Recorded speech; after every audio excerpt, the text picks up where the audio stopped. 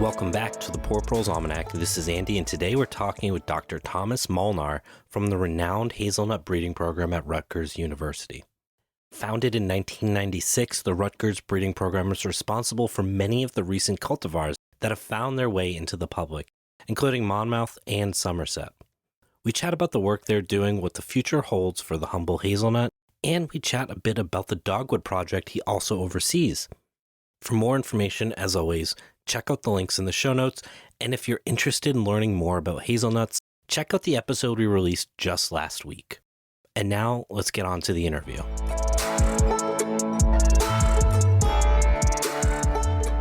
Tom, thanks so much for coming on. Tell us a little bit about yourself and how you ended up working with hazelnuts.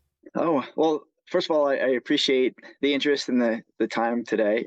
Actually, hazelnuts goes back to 1996. I was one of those lucky people who kind of fell in the right place at the right time with the right interests. When I was a freshman at Rutgers, I met a professor. I knew I wanted to get into plant breeding, and I met a professor who had already had a full career in breeding turf grasses for like sports turfs and improved lawns. And he was nearing retirement, and he got inspired or followed an earlier passion to start a new project on breeding temperate nut trees.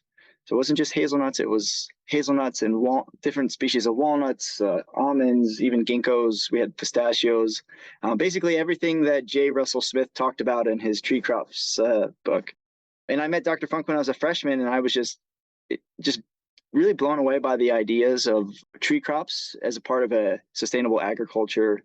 And he was starting the project in 1996, and I started working hourly for him and basically worked alongside a really well-practiced and successful plant breeder, but to build a new program on a different crop species, grasses versus trees, and allowed me to learn next to a master, and was fortunate enough to carry that into graduate school, and then fortunate enough to get hired as a professor to continue breeding trees at Rutgers, despite not having a nut tree industry in the eastern United States. It's a twists and turns in there, but I was really lucky to get inspired young, and I mean that's over 25 years ago. Been working on nut trees, and hazelnuts really floated up to the top as sort of logistically the one that we could make the biggest contributions and work with the limited land and funds that we had. I could see that. I mean, with hazelnuts, you can probably get your first crop within 5 years, and if you were to do any other nut, you're looking much, much longer and at a much larger landscape size. I mean, we had pecans, we had hickories, and it was like 12, 13, 14 years in, and they were just starting to produce nuts. It's not just that first year of nuts. You really have to evaluate these plants to see their value over time. So it was just, there was no way that I could have a career breeding something like northern pecans without an industry support. But hazelnuts, within 4 or 5 years, we get nuts. We have a disease problem, which became like a targeted research area where we could make improvements, and it fit. And they're smaller, so the acreage is less. So yeah, jumped into hazelnuts. Basically, when my mentor, Dr. Funk was his name, when he retired, a couple years after that, I basically decided it's all hazelnuts. We're going all in. No more pecans, no more hickories, no more walnuts. Yeah, I get that. The thing that's really interesting about hazelnuts in particular as a crop is that it's probably, historically speaking, for humans, it consumes the largest portion of our diets across the globe has been hazelnuts. And they're really not a part of our diet anymore, which is just, when you think about it, just like wild that the thing that literally kept humans alive for probably 100,000 years, we're just like, no, we don't. What's a hazelnut? What does it taste like? It's in chocolate, right? The reason we started the Tree Nut Project was because of the new, Dr. Funk was really getting into the health literature. And this was in the mid 1990s. Like, he was reading the early literature that said, if you eat tree nuts, you'll live longer, you'll have a reduced health problems from cancers to, blood pressure and all these great things. So he started eating a lot of tree nuts and then decided we need to make some contributions here. And just incredibly nutritious. I mean, hazelnuts are just really a wonderful food source. Yeah, absolutely. So I'm just going to be really oversimplify here. So you really have like two major hazelnut varieties. You have the Americans and the Europeans. And then you've got this eastern filbert blight. Could you talk a little bit about the blight, like where it came from, why it's a big deal? Sure.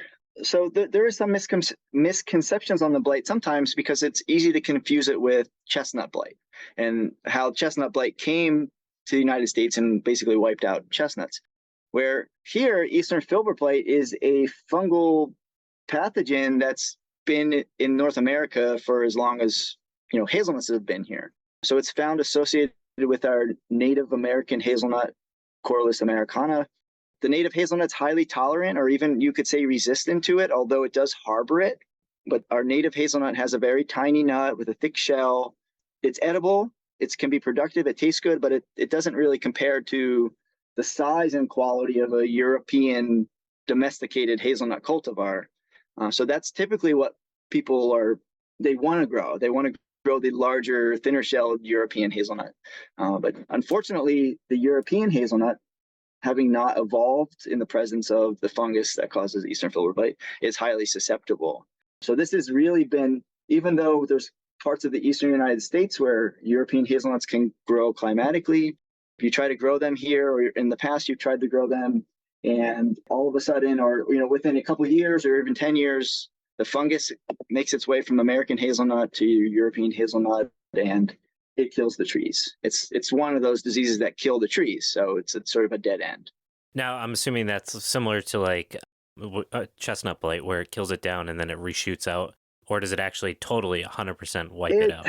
Well, the chestnut has that ancient root system that has over time those chestnut shoots get weaker and weaker, and they do die too. I think if it was a really well-established European hazelnut, it would probably keep coming back for decades. But most of the time, we have smaller trees with weaker root systems. And at least in New Jersey here, if it's a susceptible European hazelnut, within 5 or 6 years, they're dead. Or they'll send up a weak cane and it gets infected and it dies off. So sort of similar in that respect. But then a flip story,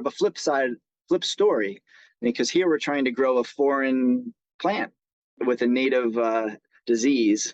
So we can't be too upset over it. It's not like it came and invaded and wiped out what we had. It really makes growing hazelnuts challenging. Now, are you doing any work with American hazelnuts and trying to breed them to be larger instead of going the other way? So our breeding program has multiple avenues, partly because, looking to the future, we don't really know what's going to work best with all the challenges coming. So we do have a whole side of the program, which is working with American hazelnut as sources of disease resistance and also adaptation to, say, colder climates, more stressful climates. So we are actively crossing the American hazelnut with the European.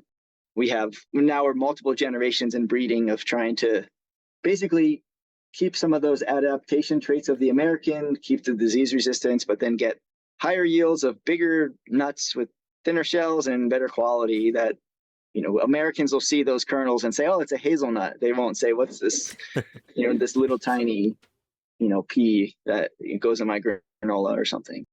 Right. Yeah. It reminds me so much of like what we have been doing with the American chestnut in terms of breeding.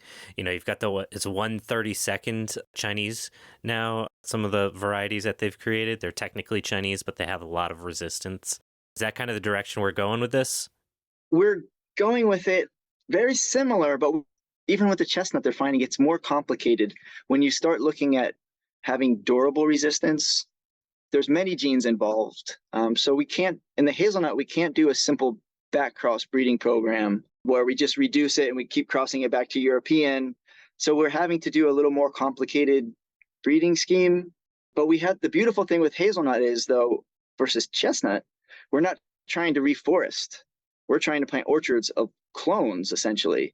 So if we get that really good plant, we're not as concerned with, well, how does it transmit those traits to the next generation? We're going to graft it or layer it, and in your orchard, you're going to get the clone with all those good traits. We'll still use it in breeding, but it's a shorter term, a little bit easier goal than, I work with or discuss this with some of the American chestnut breeders, and it's a long-term complicated process to think about reforestation and stability under that context versus, well, if I found a really good hazelnut, out of 1 out of 10,000 is awesome.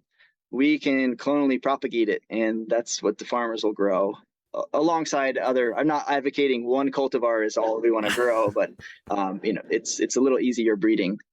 You've mentioned now that this idea of like 1 out of 10,000, like how big of a scale are you guys growing these at? The breeding program has been going on at least since, on a significant scale since the year 2000. And we typically plant about 5,000 to 10,000, depending on the year, seedlings every year from controlled crosses. So we cycle through many, many thousands in the breeding program. And each year we're planting more, but then at the same time, every year something new is coming into bearing. We're selecting plants moving into clonal yield trials. So we're kind of moving through this whole systematic process. We have over 30 acres in seedlings of hazelnuts and probably about 5 acres in what we call like clonal yield trials. So it's a pretty significant program, as we're trying to find those, I'll say, elite hazelnut selections, but then also maintain diversity. We're keeping track of different sources of disease resistance. We have the American breeding lines. We have the pure Europeans. There's a lot of different components. So that takes a lot of land and a lot of resources to manage. Yeah, I gotta imagine you must have like an actual team of farmers or it's some, arborists or something that are managing this, because at that scale, that's some work. We do. We have a really great team. There's probably, if you include like the farm crews that really help manage everything, there's probably 5 or 6 of us that are dedicated to the project, to different aspects of it, to keep it running and, allow me to do some of the other sides of it. There's a lot of logistical work, just maintaining a breeding program and all the trees we grow in the greenhouse. And, but we're also trying to do publishable research and learn new things at the same time. So sometimes it's overwhelming. Yeah, I was looking on ResearchGate when I was looking up some of your papers, and it was just like there'd be a handful of papers, and it was like new cultivar, new cultivar, new cultivar, like all these different things that you guys are working on. So, like, with that in mind, what does a successful year look like in terms of like, all right, you've got these thousands of plants. Like, what are you like? If we get this many varieties that do blah blah blah, this is a good year. Well, that's a really good question. It's almost hard to answer because of the long timelines. I've been doing this for 25 years, but we didn't release our first cultivars until 2 years ago. So it's taken such a long time, to go through the selection and evaluation process to the propagation of those to where now you can actually go buy from a nursery or a propagator of some Rutgers hazelnuts. What we hope for, though, is to successfully raise our 5 to 6 or 7,000 seedlings, have enough field space to get them planted each year, and then go through and do successful yield evaluations. It's basically like a sliding. We have about 8 or 10 major tasks that have to get done in a year. And, honestly, if we get 6 out of 10, we're doing well. If we can get all 10, then, the stars were aligned. But cultivar releases it's complicated because not only do they have to be better than what's available, they have to propagate well. And even though, like, for example, right now we have some really exciting new potential cultivars, but until you can start ramping up numbers, you don't really even want to talk about them because people can't get them, and it's a tree. It might take 3 years. It might be 3 or 4 years to get numbers. So it's, we're learning as we go, I should say, because 20 years has just taught me some things and made me question a lot of other things. So more questions than answers. So are there, not to put you on the spot, but are there any cultivars that you're particularly excited about that are coming out? Well, just recently we have numbers of trees available of several of our new varieties. And one that's really looking promising, its name is Raritan, which is after Rutgers sits on the Raritan River here in New Jersey. So the name comes from Rutgers. And that one's propagating really well. Growers are putting in, multiple acre plantings of Raritan. But hazelnuts also need pollinizers. So there's, that's a little bit of the challenge of what do you plant with your Raritans. We released one in collaboration with the Hybrid Hazelnut Consortium, which is Oregon State, University of Nebraska, the Arbor Day Foundation, University of Missouri. we named it the Beast for kind of there's a funny side story there. But that's a really great pollinizer for Raritan. So we're excited that farmers are now planting, or homeowners, growers, all different types of people that like plants are planting Raritan and the Beast. And then just this year, probably it's really for the first time, two of our other cultivars will be available, named Somerset and Hunterdon. And we selected these plants. Like Somerset comes from seed we germinated in the year 2000. It's 23 years, and this will be the first year, 2023, when you can actually get it from suppliers. That's awesome. And then they're not going to produce nuts for 4, 5, or 6 years, So it's all sorting out, but the trees are going in the ground. We've probably had at least 50 acres of trees get planted this in 2022, and maybe close to 50 in 2021, throughout the Northeast. So it's unfolding, but we don't have all the answers just yet. Yeah, it'll be an intergenerational thing to see how these things play out, I think. It's going to, because you select a plant in one region, or we select multiple plants, and we tried to release a diverse population or a diverse set of clones, and you just don't know which one's going to perform best where. How far can you push it north? What are the cultural needs you need for it to perform well? So it's all sort of unfolding as we speak. Yeah. One of the things, like I'm a big tree crops person as well. One of the things that I struggle with, or I've been thinking about, is if you breed this like incredible hazelnut tree, how does that become a part of the marketplace? Do you see a place for increased hazelnut production where people buy it and want to eat it? Well, part of what we've been doing over the past probably 4 or 5 years is we've been harvesting our extras, a couple thousand pounds, maybe up to 4,000 pounds of nuts. And we've been shelling them, and we've been distributing them and selling them to local chefs and bakeries and candy makers, other kinds of restaurants all throughout this Northeast region, and especially New Jersey, New York, Pennsylvania. And they absolutely love the quality and the flavor. So we've been able to sell everything like almost immediately. The demand is once the people who make tasty products see how flavorful a fresh hazelnut is, especially when it's roasted. So I really think once we get the word out a little bit more, and the crop becomes available, the market demand is going to it's going to be there. Just the products that are being made with these fresh hazelnuts are so good, and you just can't replicate it with something from Turkey or elsewhere. That's awesome. Yeah, I truly hope that we get to see that at least in our lifetime, because you go to the grocery store and it's like, oh, I want to pick up some hazelnuts or really any nut. There's really not a whole lot of options. And if you want something especially like local or native, like then you're even making that search even harder and extremely expensive compared to any other protein at that price. And you think about like one of the other alternatives is almonds from California, and that I love almonds, they taste great, but that's very different than a locally produced nut crop, which we've been lacking in the Northeast.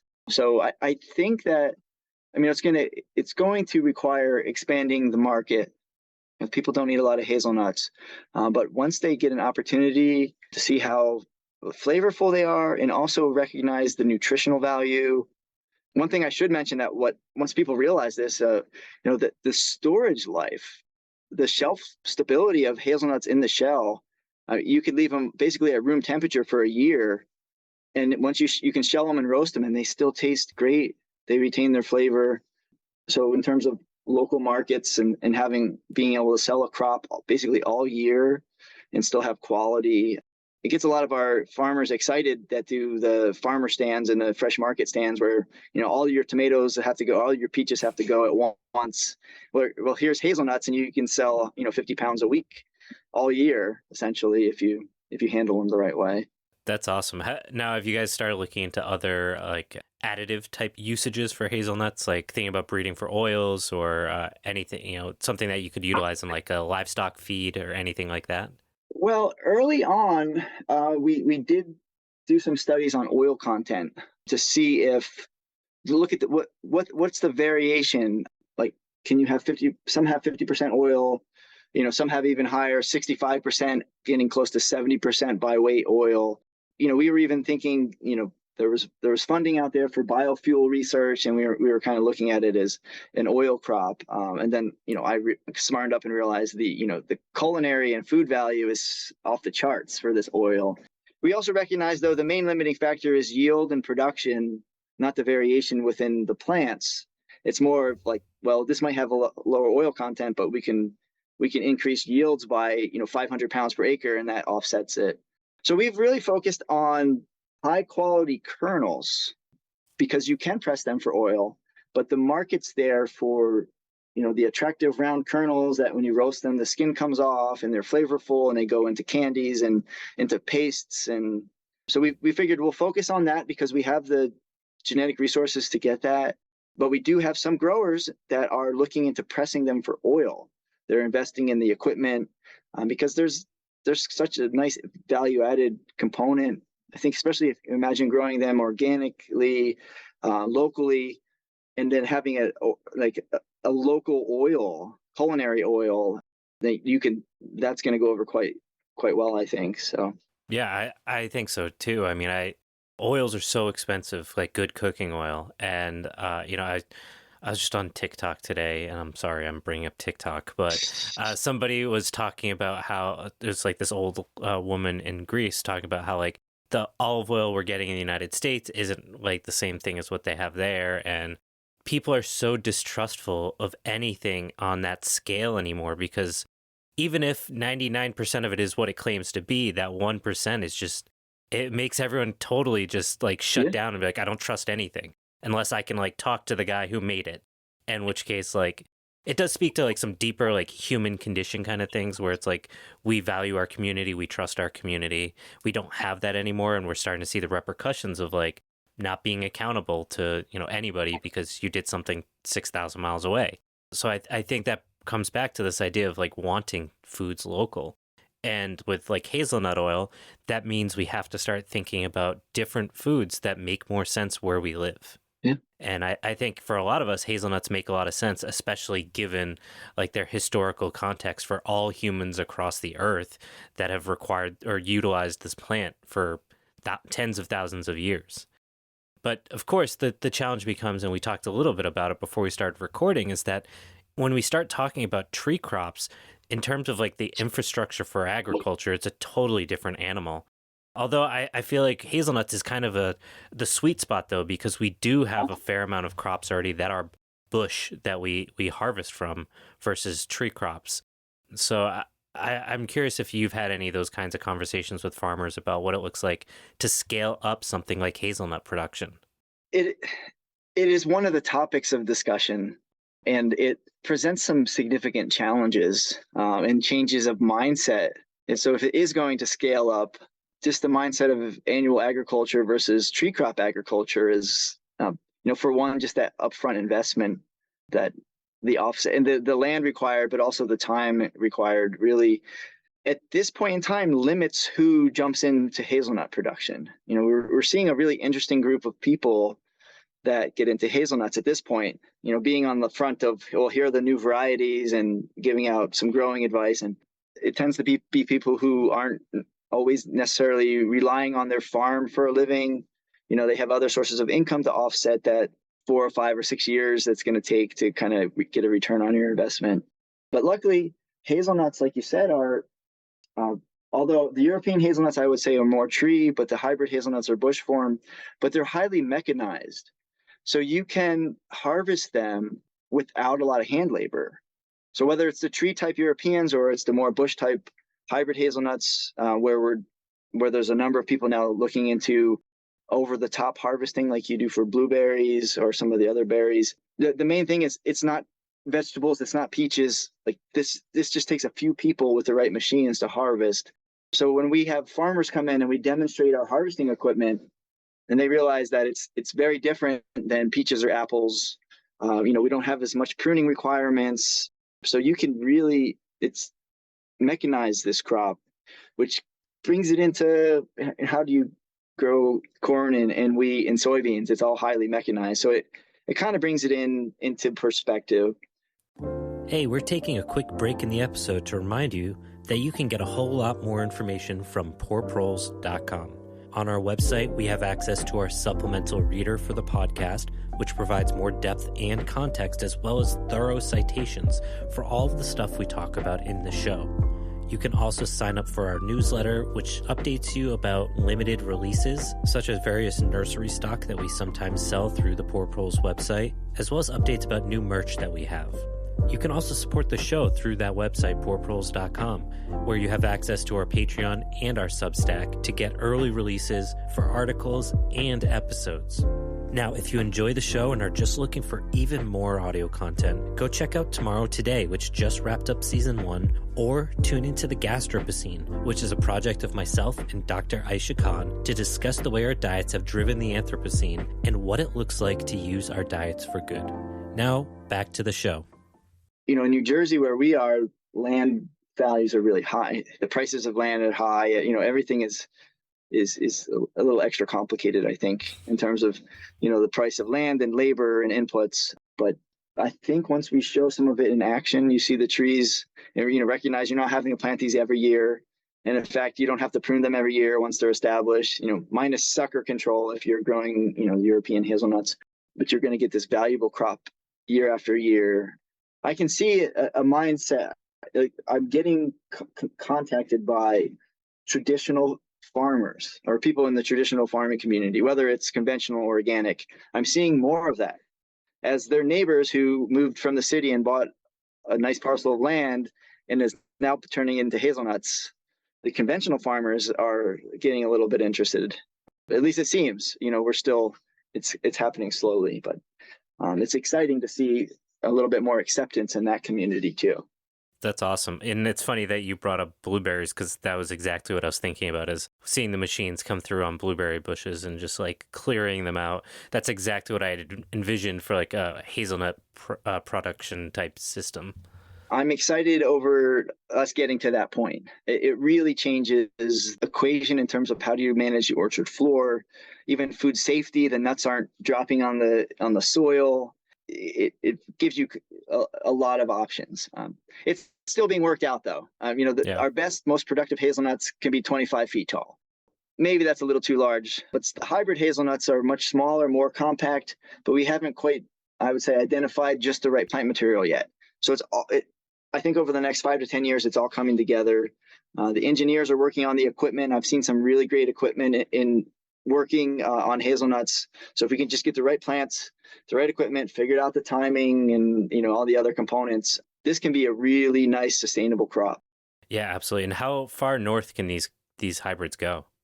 Well, if you look at the upper Midwest, really cold parts of Wisconsin, Minnesota, probably touching into zone 3, but definitely zone 4, cold hardiness growing zone. And there's big plantings already established, but the problem is they're seedlings, so there's quite a bit of variation. So there's some challenges with that. But the plant material exists to do what we want to do. Like, as a plant breeder of 20 plus years, I'm convinced that we can develop plants that grow in the cold region with higher yields and better quality kernels, and all at the same time develop the right machines to harvest them appropriately and manage them the right way. It's exciting. Yeah, absolutely. I always think about, like, I keep bringing up that I feel like the hazelnut is like the perfect plant for humans, especially given climate change, because of that quick turnaround. And if you can plant them that far north, they can establish themselves as regions that are right now perfect growing regions for, monocrops. We start losing those, that border starts going further north. We've already invested and created what will replace those calories that we're basically going to functionally lose. And if you think about the caloric value of something like hazelnut, that's a high percentage oil and very good protein and just a little bit of starch in there. It's just highly nutritious, and the food calories per acre are quite substantial. I really feel like for me, it's exciting, and it drives the work we do. As I think now we have plant material that can do well in the sort of the mid-Atlantic region. We're getting to zone 5, so like parts of New York State, upper northern Pennsylvania, and then the upper Midwest. There's a couple of universities working there on hybrids, and we're joining forces. It's coming to where we'll have these really productive plants for just think of the land they have there and the good soils and even the water resources. It holds a lot of promise for the future. Yeah, I hope so. So I want to change gears just a little bit and talk about some of the stuff you've been doing with dogwoods. You told me you kind of inherited this project, but like I like dogwoods for the simple fact that they're a native tree that we can use as an ornamental, and I don't think anyone knows that they're a native tree. Like if you ask the average person, like, where's the dogwood from? I'm pretty sure they would say like Asia, because it looks like it would be from that region. There's actually two parts to that story, because the project that I inherited, his name was Elwin Orton, and really his claim to fame was he crossed our native dogwood with an Asian species. Oh, so of course. What was happening is we had dogwood anthracnose that was at the time looking like it may wipe out the native dogwoods. It was really looking severe in the forest settings and even the landscapes.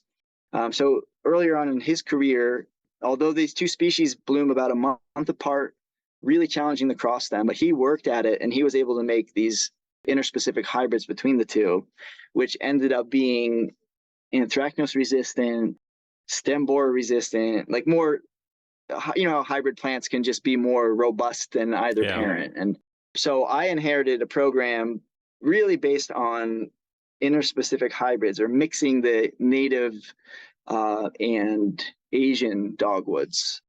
At the same time, we've been continuing to work on the native, because it's kind of weird how plant pathogens and things change over time.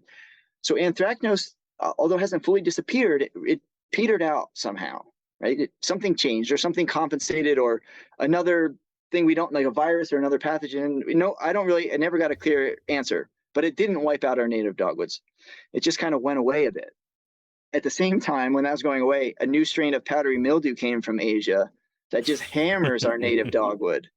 And this is a landscape plant that's supposed to be beautiful, and now it gets these powdery mildew covered leaves and it weakens the plant. Then they get more stem borers, and then the trees either die or branches die. Part of my program is just the native dogwood, and we've been focused on powdery mildew resistance. And I've been lucky that we did find a source of resistance, and some of our colleagues at University of Tennessee also found resistance in the native. So we've been building improved populations and making some selections where we now have pretty good tolerance to powdery mildew, and selecting for, of course, like better tree form and better blooms, and you can have white or pink or red blooms. So we have this whole disease resistance breeding program in the native. And then we were continuing the hybrid dogwood program, because they're also inherently resistant to powdery mildew and anthracnose and stem borers. It's kind of when you're battling invading pathogens from other regions, if you use their plant material, it tends to work out well. So I work in Kusa dogwood, which, if you're a fan of native plants, that's like boo. You don't, that it's not everyone's favorite, because you can kind of look at it like, what's the ecological benefit, beyond growing a tree, which has benefits, but it doesn't necessarily fit all of the native birds and pollinizers and the claims you can make there. But we have some really attractive landscape plants, which I think if someone's not going to plant a tree, and they're just not going to, and if you can convince them to plant a tree in their yard, I feel like it's a positive. Especially if it's not invasive, because those for some reason are still being sold. Yes, it's amazing the power of invasive plants. Yeah. We struggle just removing the invasive vines and trees, out of our 30 acres of, tree plots. Oh, I can imagine what you guys must deal with down there. I have a few friends that do a lot of restoration work in New Jersey, and the invasives are out of control. The woody vine type plants, I mean, it's amazing how much work it takes. If you don't stay on top of it, then it becomes an amazing amount of work to clean up trees that are covered in woody vines. And it just happens like 2 years go by if you don't get to a plot of older trees, and then it's of course, like, I'm blanking, poison ivy is, something simple like that. It's just like, if you let things get out of hand, someone has to clean it up. And we spend a lot of time and money on that. Yeah. I know New Jersey's got a lot of wetlands, and like Phragmites is just taken over That in itself is just a battle, like a full-time. Uh, You could take everyone that's on unemployment and have them just deal with frag, and you would not put a dent in it. It's amazing. I just accept it as the landscape because like the turnpikes and going up towards New York City, it's just Phragmites. It's so amazing how it just that's all you see.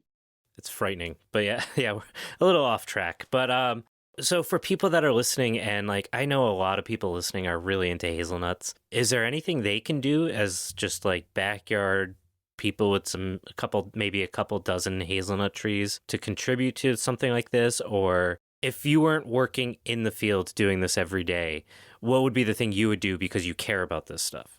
Right now, I think is an exciting time for people like hazelnuts because there's a lot of different cultivars and selections coming out, like not just from Rutgers, but from some of the nurseries like Grimo Nut Nursery or Z's Nutty Ridge. There's an assortment of cultivars. And what we don't know is where do they perform best?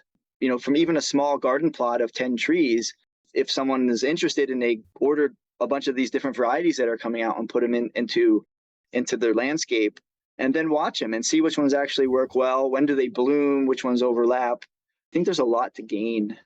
We didn't have this material in at least this number in the past. So it's fun and exciting to see where do they grow well. We're trying to build better networks to connect people interested in hazelnuts so people can report back on what's doing well where. If you're going to invest in planting 10 acres of hazelnuts, you probably want to know, you don't want to jump. That's expensive. Yeah, People you don't want to still, be out there on your own. if we had a better understanding on what does best where, but then also sharing education on things like Eastern filbert blight. What I don't want is for people to just start growing random hazelnut seedlings all over the potential growing range where these seedlings are susceptible. And now you're creating an inoculum load that wouldn't have been there before, which is going to impact growing on a larger scale and durability of resistance genes. And sometimes people get excited over doing backyard breeding. Well, to do a good job breeding hazelnut, you need to expose it to disease. You need to know which ones are resistant, or you're going to spend a lot of time find a favorite plant, and then when it gets exposed in the future, it's going to die. So you need that disease pressure. But I also don't want to encourage 30 or 40 or 50 different hotspots all over the growing range where people are doing backyard breeding. I don't want to discourage it. It's people's free will. But at the same time, if you're trying to grow a commercial hazelnut orchard and then there's tons of disease inoculum around in a place that wouldn't normally have it, that adds pressure to disease resistance genes and presents challenges. So things are going to unfold as they do, and that's part of life. But I try not to promote because if you grew seedlings from, say, Raritan or Somerset, for example, at least 50% of those seedlings are going to potentially be highly susceptible. And you might not know they are until you have a full, several acres. And then all of a sudden, the disease is going to spread like wildfire. And then you're going to be shooting spores into the atmosphere all over the place. And yeah, put some strong selection pressure on everything. That's not the natural situation. If you grow American hazelnut, you have some disease pressure, and we've been studying it for a while, and it is highly tolerant. You get very few cankers, even if or no cankers. It's almost amazing to know that the fungus has been reproducing itself and living for so long. Because I should mention, we've been collecting American hazelnut over the native range, and we have a collection probably close to 2,000 individual bushes from at least 70 or 80 different places around the native range, maybe more than a dozen states represented. So we have this really amazing collection, and it's under really high disease pressure, and we've been tracking it for over 10 years. And it's amazing how resistant or tolerant these plants are in general, and how diverse. And we've been building a breeding germplasm pool, so we've been selecting from it and using it. But I definitely advocate people growing native hazelnuts as part of their landscapes and for animal food, and it's kind of an exciting, fun plant to demonstrate to people. Maybe not on commercial nut production side, but for your hedgerows and in your landscapes, I think it's a beautiful landscape shrub. Yeah, absolutely. I'm a big fan of the American American hazelnut. It's so fast growing. It's wild to see that it's a nut-bearing tree that can grow that quickly. So it's a cool little And specimen to have here. some have really pretty fall color too. I have some Yeah. in my own landscape at home, and it doesn't last long. It doesn't stick. The fall color isn't like you have weeks of it, but there'll be 10 days or 2 weeks of really brilliant, like fiery red and yellow, which is a lot of fun because it's also a nut producing edible plant. And it makes good ground cover or landscape cover. Yeah. So for folks that want to know what's going on with the work you guys are doing, do you guys have any social media or anything like that, or a website just to like keep up with what you guys are doing, or yourself? We don't have really any super active social media, but I do have a website, and we do have a growing newsletter list. So we have a newsletter we put out probably 2 or 3 times a year now. If anyone's interested, they can email me. You can find my Rutgers website, Rutgers, Tom Molnar at Rutgers, Google search. And if anyone's interested in being put on our newsletter list, I'd be happy to, they can email me and I'll put them on the list, and, we'll send that out. We're still working on some of the more efficient ways to share information, but I think we have almost 450, hazelnut contacts on our list, growers, enthusiasts, the whole range. And that's growing weekly. So if anyone's interested, we're happy to share as much as we can, try to tell from our perspective what's going on, and, where to get plants and what plants we think will do well and which ones, may not. Awesome. Yeah, I will definitely link that in the show notes so people can reach out and hopefully subscribe and double that readership, because hazelnuts are awesome, and I'm very in support of any perennial crop that we can use to start offsetting some of the massive monocropping that we're doing, especially one that's protein and oil producing and all of these benefits that hazels offer over so many other plants. I echo the same thoughts there. I'm excited to be able to work on a crop that I do feel it has potential for climate resilience compared to some of the other crops. Especially with careful breeding and a perspective on thinking about those challenges we're going to face in terms of the biggest challenge I see is the fluctuating climate, which is a challenge. It's very, very warm, then it's very cold, then it's very warm, then it's very cold. So I think hazelnuts have an advantage, or with the right breeding could have a real significant advantage over some other crops, in addition to the fact it's highly nutritious and those other aspects. Yeah, me too. I feel very strongly in the same way. Tom, this has been really interesting, and I definitely appreciate your time. Anything else I didn't ask that you would like to talk about quickly before we wrap up? Well, I think we've covered almost everything. I'm not sure if I mentioned about our hybrid hazelnut consortium. I do like to give a lot of credit to my colleagues. So it's especially on the hybrid hazelnut front, it's not just us here at Rutgers. We've really benefited through working closely with Oregon State University, who's been breeding hazelnuts since the 1960s, but also considering the native hazelnut and its possibilities for breeding more widely adapted plants. So, working with Oregon State for over 20 years, and then the Arbor Day Foundation was really one of the drivers to pull together this consortium. And they worked closely with the University of Nebraska, which brought in different plant materials. And then now, more recently, the University of Missouri at the Agroforestry Center. And the main point of me rambling here is that now what we do is we make these selections and we can send those plants out to these different climatic zones. We also work closely now with the Upper Midwest Hazelnut Group in the University of Minnesota and Wisconsin. So at Rutgers, I use all this diverse germplasm. I get a really good clone. I propagate it clonally and I send it to these different locations. And now we're studying which plants actually perform. The exciting thing is, can I find say an individual plant that performs really well in Nebraska, Missouri, Minnesota, and New Jersey? And then I feel confident that, we'll see what the weather is going to throw at it if it can handle those different zones. So it's really, a lot of this is a big collaborative effort. So, I've talked a lot about me and Rutgers, but the progress we made is built on these collaborations and, trees, it's really a legacy project with multiple generations and years. And, you build off of, decades of other people's work if you're going to have success.